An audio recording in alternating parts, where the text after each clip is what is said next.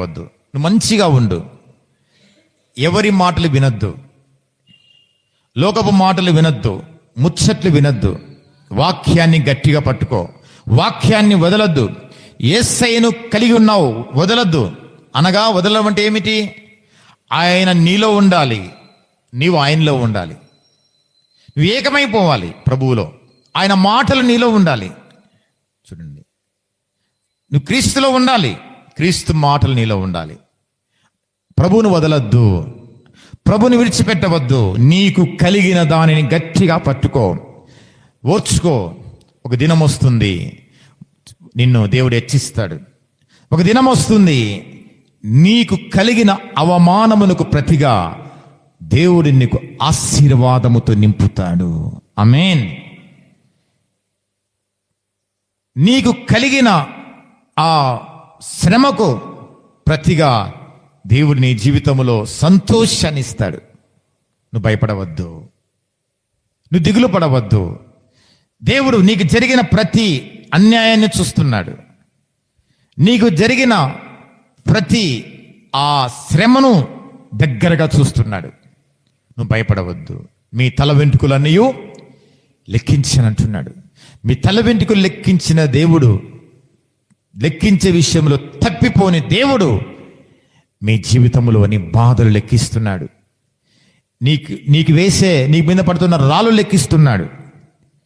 నీ చింత ప్రతిదీ లెక్కిస్తున్నాడు దేవుడు. భయపడవద్దు, దేవుడు నీతో ఉన్నాడు, దేవుడు నీ పక్షమున ఉన్నాడు, నీ పక్షమున నిలబడ్డాడు, నీతో నివాసం చేస్తున్నాడు, నీతో ఉంటాడు. కాబట్టి ఇదన్న వాక్యం విన్నాం మనం. ఎవరి సామర్థ్యాన్ని బట్టి వారిని బలపరుస్తాడు, వారిని ఉజ్జీవింపజేస్తాడు. కాబట్టి నీ సామర్థ్యము నీకు మాత్రమే తెలుసు, మనుషులకు తెలియదు.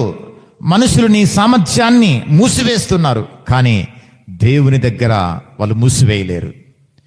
నీ ప్రార్థనా జీవితాన్ని, నీ ఆత్మీయ జీవితాన్ని మనుషులు మూసివేసి నిన్ను చెడుగా ప్రచారం చేస్తున్నారేమో, కానీ దేవుని దగ్గర వాళ్ళు ఏది మూసివేయలేరు. దేవుడు ఉండాలి నీతో.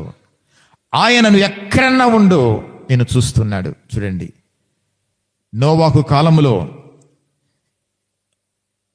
లోకమంతా చెడిపోయింది, ఒక్క నోవాహు మాత్రము నీతిగా ఉన్నాడు.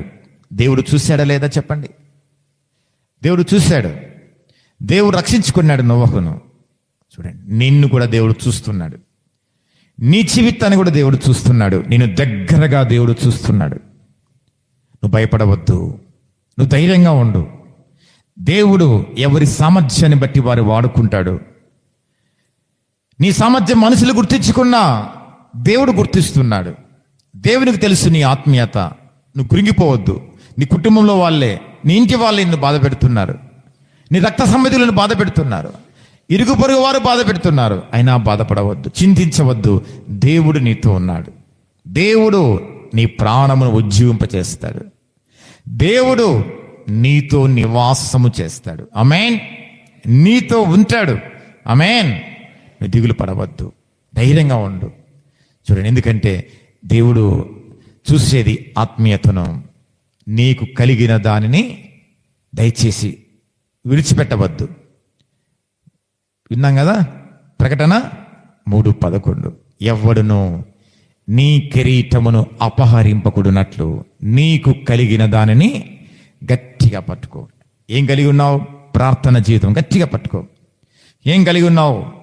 వాక్య ధ్యానం, వాక్యం ధ్యానించాలి, వాక్యం గట్టిగా పట్టుకో. ఏం కలిగి ఉన్నావు? సువార్త ప్రకటించాలి, గట్టిగా పట్టుకో. ఏం కలిగి ఉన్నావో గట్టిగా పట్టుకో. ఆత్మ సంబంధమైనవి. దేవుడు నీతో ఉంటాడు. దేవుడు నీ దగ్గరికి వచ్చి నిన్ను బలపరుస్తాడు. అవును తండ్రి, ఉంటానయ్యా అని మనమందరం మోకరించి ప్రార్థన చేసుకుందాం.